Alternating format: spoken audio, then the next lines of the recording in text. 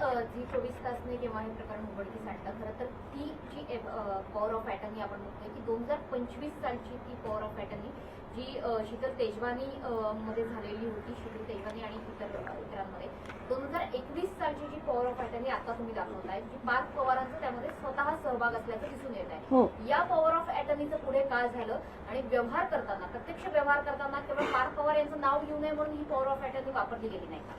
नाही, पहिली गोष्ट म्हणजे ही पॉवर ऑफ अटर्नीमध्ये त्यांना सर्वाधिकार शीतल तेजवानी यांनी पार्थ पवारांना हे दिलेत.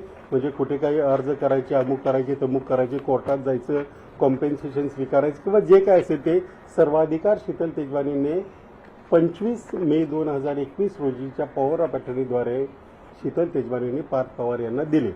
त्याच्यामुळे त्यानंतरचे आणि हे सगळे ही फक्त कागदपत्र आहेत, याच्यामध्ये सगळे एकच आहेत.